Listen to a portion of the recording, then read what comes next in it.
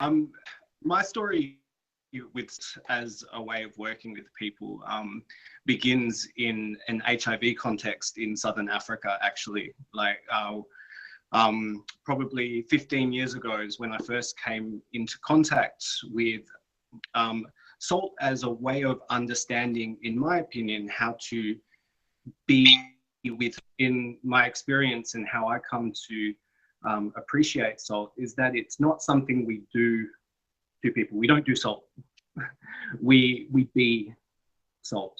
Like it's a way of ensuring that when we come alongside people who have the desire to change, have the desire to improve their own lives and the lives of the people that they care about, it's a way of ensuring that when we come alongside those people, we are present in that moment with them in a way that allows us to acknowledge all the things that have brought them and us to that point, but whilst acknowledging the incredible potential and the hope that lies in the future. But somehow it enables us to just be present and connect with that person or those people. And for me, that my experience of the power of this way of being with people started in that HIV context, working with young people in community settings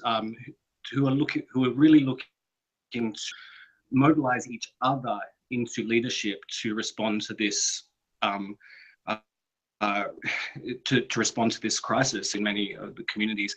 And so what the interesting journey of applying SALT as a way of being with people in other contexts was that I found myself back home in Australia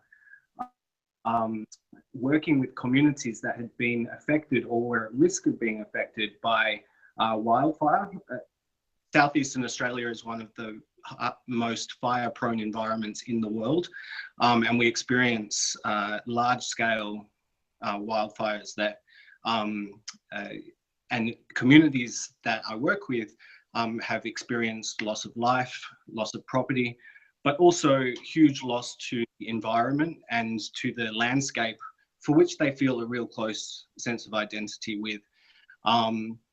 So my challenge over the past probably 7 now has been around how to come alongside people who are in these communities that are at risk of bushfire to build their capacity to live with uncertainty, live with the risk, and improve their sense of connectedness in the community. Because after a natural disaster, your first responder is more often than not your neighbor. And it's not the emergency services. It's not, the police or the fire brigade. Usually it's that person that is closest to you. And if we don't have positive, cohesive relationships with our neighbors and our counterparts in our community, then we're immediately on the back foot in that regard. A big conventional approach, emergency management and government agencies here in Australia has been to swoop in after an emergency and try and fix everything. I don't think that's unique to Australia in the disaster setting. I think it's probably an experience that is global. But SALT, to support, to appreciate, to learn, and to transfer, for me, has been a framework that I've been able to share in order to validate a different way of doing things. One that appreciates inherent capacity of people to act concern and discover ways forward together. I personally believe that something that makes us all, one of the things that makes us all human is the fact that we are hardwired for connection. We don't exist we only exist in relationship to other people. And for me, way of connecting or tapping into that very human connection with people is to use this framework of SALT as like signposts in my conversations with them. Like it's almost like a journey that I'm able to go on in my head. If I'm wanting to have really authentic and genuine, meaningful conversations with people that I don't know, that I need to build rapport with quite and trust with, especially working for a government organization, it offers me anchor points in my conversations with people where I can reconnect with the fact that with our shared humanity, if you like, because what we're trying to achieve isn't. I believe that the change we often talk about in this sector, in emergency management or in community development or in public health, we want to sustained behavior change. It's a phrase that all the time, right? We want sustained behavior change in people. For me, it's not the type of change that as practitioners we strive for is not just a change in the way that people do things, or that people plan for emergencies better, or that they go and get tested more regularly.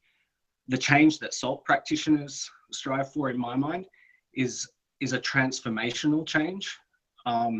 It's one that touches on that question and enables people to go safely to that question of what does me human and what do I care about? And as a SALT practitioner as well, what I think that it enables us to do is to be a participant in that change process. And so that the transformational change that we have the privilege of facilitating in other people is one that we experience ourselves. And that's why I think it's so contagious almost as well, is because we have this sort of, at the same time as facilitating transformative change in other people, we're letting people transform us. And that's okay. As someone who works for a local government organization, you're working with communities who often have, at no fault of their own, the impression that my taxes pay your salary. So you need to do stuff for us. You need to do stuff for us. You need to fix that road, and you need to cut down that grass because that's posing a risk to our lives, because of the fire danger, or you haven't done the roadside vegetations and things like that. And so to and say, I actually don't have anything for you. All I want to do is understand what matters to you, because I want to learn about how we can be better members of this community.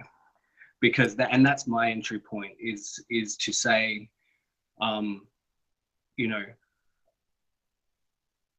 happens here in this landscape, and the same things that you care about, I also care about. And I have to mean it.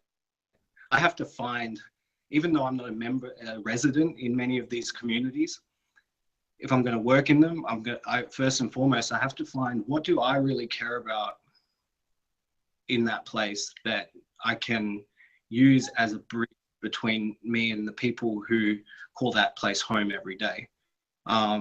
It's almost like opens this empathetic door, or opens a door to a room where you can